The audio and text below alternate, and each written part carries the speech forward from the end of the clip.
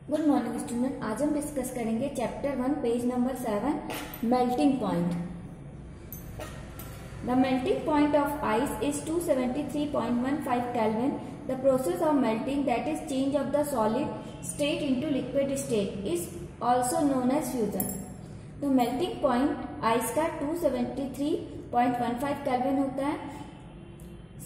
Solid state से change of the solid state से liquid state में चेंज होना इज कॉल्ड फ्यूजन। मतलब फ्यूजन प्रोसेस क्या होती है, कोई भी सॉलिड सब्सटेंस है उसकी स्टेट सॉलिड से वो लिक्विड में बदल जाए तो वो कहलाएगा फ्यूजन। तो fusion is a process.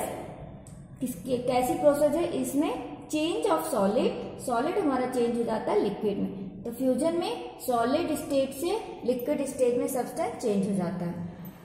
When a solid melt, जैसे ही सॉलिड मेल्ट होता है तो उसका टेम्परेचर रिमेन बना रहता है, मतलब जो टेम्परेचर था वही बना रहता है।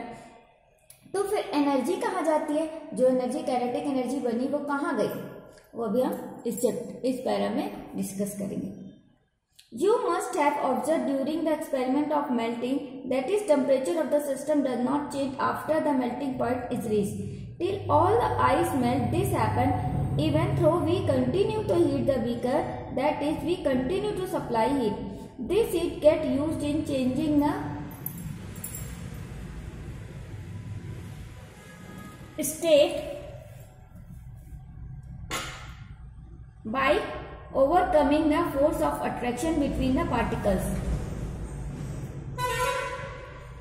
देखिए, हम ये ऑब्जर्व करते हैं कि पूरी जब फ्यूजन की प्रोसेस होती है जिसमें सॉलिड से लिक्विड बनता है, उस पूरी प्रोसेस में टेम्परेचर हमारा राइज नहीं होता, टेम्परेचर रिमेन बना रहता है। जो टेम्परेचर था वही टेम्परेचर बना रहता है। तो जब हमारा क्या होता है, अगर हम इसको बीकर को और हीट करेंगे और गर्म करेंगे, अगर कंटिन्यू हम उसको हीट देते जाएंगे तो हीट किसमें चेंज हो जाएगी, फोर्स ऑफ अट्रैक्शन। जो मॉलिक्यूल्स के बीच फोर्स ऑफ अट्रैक्शन है उसको कम करने के लिए। देखिए ये मॉलिक्यूल्स होते हैं दूर दूर, ठीक है, इनके बीच क्या होता है, फोर्स ऑफ अट्रैक्शन। अब सॉलिड में हमारे पास होते हैं तो इनके फोर्स ऑफ अट्रैक्शन यहाँ पर ज्यादा है, लेकिन जब हमने इसमें हीट दी तो क्या हो गया, इस फोर्स ऑफ अट्रैक्शन को ये मॉलिक्यूल्स दूर दूर भागने लगे और फोर्स ऑफ अट्रैक्शन हमारा कम हो गया। तो ये हमारी हीट, ये एनर्जी किसमें यूज हो गई, फोर्स ऑफ अट्रैक्शन को कम करने के लिए, ओवरकम करने के लिए। इसको फोर्स ऑफ अट्रैक्शन कम हो जाए और मॉलिक्यूल्स दूर दूर चले जाएं।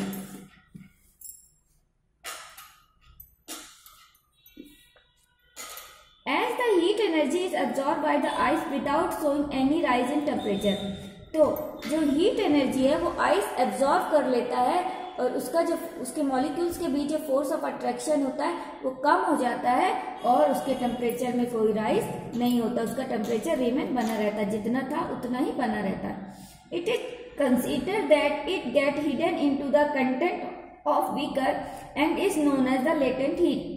अब देखिए, ये हीट या ये एनर्जी छुपी हुई है, लेटेंट है। लेटेंट मतलब होता है छुपी हुई, कहीं दिख नहीं रही है, टेम्परेचर बढ़ा क्या हुआ, आइस के अंदर ही ये रह गई और उसके फोर्स ऑफ अट्रैक्शन को कम कर दिया, मतलब ये एनर्जी हमको दिख नहीं रही है, सिर्फ छुपी हुई है। इसलिए इस हिडन एनर्जी को हम कह देते हैं लेटेंट हीट। लेटेंट का मतलब ही होता है hidden. The amount of heat energy that is required to change 1 kg of a solid into liquid at atmospheric pressure at its melting point is known as the latent heat of the fusion. 1 kg हमारा solid है, उसको melt करना है, 1 kg solid को melt करना है liquid में। Atmospheric pressure हमारा नॉर्मल है, तो उसका जो मेल्टिंग पॉइंट होगा is known as the latent heat of the fusion. मतलब उसको कितनी हीट चाहिए, 1 किलोग्राम हमारा 1 kg 1 kg सॉलिड है, इसको मेल्ट करना है, ठीक है, नॉर्मल एटमॉस्फेरिक प्रेशर में इसको हमको मेल्ट करना है। तो इसको मेल्ट करने के लिए 1 kg को जितनी हीट एनर्जी की जरूरत होगी वो कहलाएगी हमारी लेटेंट हीट, ठीक है। लेटेंट अब करना क्या है, फ्यूजन प्रोसेस है, सॉलिड से लिक्विड में बदलना क्या कहलाता है, फ्यूजन। तो इस लेटेंट हीट को कहेंगे लेटेंट हीट ऑफ फ्यूजन। तो हमारी लेटेंट हीट ऑफ फ्यूजन क्या हो गई, 1 kg सॉलिड को मेल्ट करने में जितनी हीट यूज होती है उसको हम कहेंगे latent heat of fusion. Particles in water at 0 degree Celsius have more energy as compared to particles in ice at the same temperature। अब अगर हमारा जो वाटर का पार्टिकल्स है 0 डिग्री सेल्सियस में है तो उसके पास ज्यादा एनर्जी है, जबकि जो हमारा आइस का as compare to particle in ice, जबकि उतने आइस के पार्टिकल्स में कम एनर्जी होती है। क्यों कम एनर्जी होती है, क्योंकि जब हमने वाटर बनाया तो वो क्या हो गया, उसमें छुपी हुई है एनर्जी, और हमारे आइस में भी एनर्जी नहीं छुपी हुई है। तो यही हमारा क्या 0 डिग्री सेल्सियस में यहाँ पर ज्यादा एनर्जी चाहिए, जबकि आइस में एनर्जी कम होती है।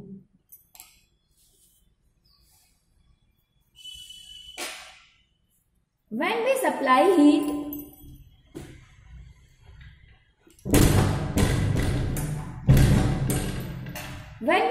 heat energy to water, particles start moving even faster। जब हम पानी को गर्म करते हैं, वाटर को हीट देते हैं, तो उसके पार्टिकल बहुत तेजी से मूव करते हैं, क्योंकि उसके पार्टिकल दूर दूर होते हैं। जितने दूर दूर होंगे उतने ही तेजी से मूव करेंगे, और उनका भी फोर्स ऑफ अट्रैक्शन कम होने लगता है जैसे ही हम उनको हीट देते हैं। अब उनका फोर्स ऑफ अट्रैक्शन इतना कम हो जाता है कि बहुत दूर दूर चले जाते हैं। A point is reached when the particles have enough energy to break free from the force of attraction of each other। At this temperature, the liquid start changing into gas। फिर एक ऐसी स्टेज आती है जब अपना force of attraction की limit को खत्म कर देते हैं और फ्रीली मूव करने लगते हैं, तब का वो किस में चेंज होने लगते हैं, वेपर में, गैस स्टेज में। उसकी गैस स्टेट आ जाती है। उसकी स्टेट कौन सी हो जाएगी, गैस। वाटर वेपर मतलब gas. The temperature at which a liquid start boiling at the atmospheric pressure is known as boiling point। कोई भी लिक्विड जिस टेम्परेचर पे लिक्विड से वेपर में बदल जाता है या लिक्विड से गैस में बदल जाता है नॉर्मल एटमॉस्फेरिक प्रेशर में, उसको हम कहेंगे उसका boiling point. Boiling is a bulk phenomena. Particles from the bulk of the liquid gain enough energy to change into the water state. तो जो हमारा क्या कहता है, बॉइलिंग पॉइंट, जो बॉइलिंग होती है बहुत बड़ी फिनोमिना है, बल्क है, मतलब इसमें बहुत ज्यादा काम होता है। इसमें क्या होता है, particles from the bulk of the liquid के जो बल्क होता है, मतलब ग्रुप बहुत सारा जमा होता है लिक्विड, उससे एनर्जी को क्या कर लेते हैं, गेन कर लेते हैं। एनर्जी गेन करने के बाद वो वेपर में बदल जाते हैं। मतलब जैसे ये लिक्विड है, वाटर है, इसको हमने हीट किया तो एनर्जी दी। जैसे ही हीट किया तो फोर्स ऑफ अट्रैक्शन इसका कम होने लगा, इतना कम होने लगा कि फोर्स ऑफ अट्रैक्शन ही खत्म हो गया और ये बहुत दूर दूर जाने, फ्रीली मूव करने लगे। जब फ्रीली मूव करने लगे तो किसमें बदल गई है, गैस में या वेपर में। तो अब अगर हम देखते हैं टेम्परेचर की यूनिट, मेजर करने की यूनिट क्या होती है, केल्विन। 2 यूनिट होती है, एक होती है केल्विन और एक होती है 0 डिग्री सेल्सियस। पर एसआई यूनिट जो पूरे इंटरनेशनली मानी गई है वो है केल्विन। अगर water this temperature is 373 kelvin, मतलब वाटर का अगर बॉइलिंग पॉइंट 100 डिग्री सेल्सियस है और उसको हमको केल्विन में बदलना है, कोई भी किसी भी डिग्री सेल्सियस को अगर केल्विन में हमको कन्वर्ट करना है तो उसमें 273 प्लस कर देंगे। किसी भी अगर डिग्री सेल्सियस से केल्विन में हमको कन्वर्ट करना है तो हम उसमें क्या करेंगे, प्लस 273। तो जैसे हमारी बॉइलिंग पॉइंट क्या था, वाटर का 100 डिग्री सेल्सियस, तो 100 डिग्री सेल्सियस में हमने 273 प्लस कर दिया तो हमको क्या मिल गया, 373 केल्विन। ये कहाँ था, डिग्री सेल्सियस में था, अब किस में बदल गया, वो केल्विन में।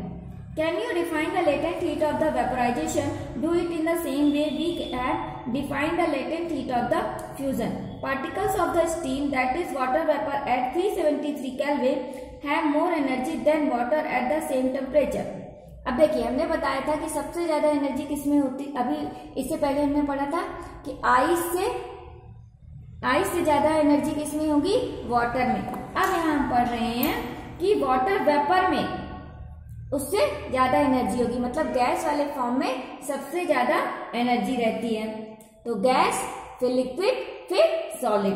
तो इस तरह से एनर्जी हमारी कंपैरिजन होता है। उसी टेम्परेचर में, सेम टेम्परेचर में अगर आइस है, सेम टेम्परेचर में लिक्विड है और सेम टेम्परेचर में हमारे रखा हुआ है वेपर, तो वेपर में सबसे ज्यादा एनर्जी, फिर लिक्विड में, वाटर में मान लीजिए अगर वाटर फॉर्म में ले रहे हैं, और फिर सॉलिड में, आइस में सबसे कम। This is because particles in steam have absorb extra energy in the form of latent heat of the vaporisation. क्यों? क्योंकि वो क्या करते हैं, हिडन हीट लिए रहते हैं, लेटेंट हीट है ना, वो हीट क्या रहती है, लेटेंट हीट, वो अपने अंदर एब्जॉर्ब किए रहते हैं फोर्स ऑफ अट्रैक्शन को कम करने के लिए।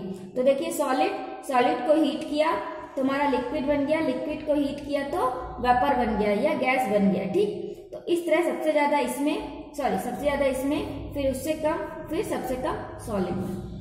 सो we infer that the state of the matter can be change into the another state of, एक मैटर से दूसरे मैटर में सब्सटेंस को, जो हमारे स्टेट को चेंज किया गया था।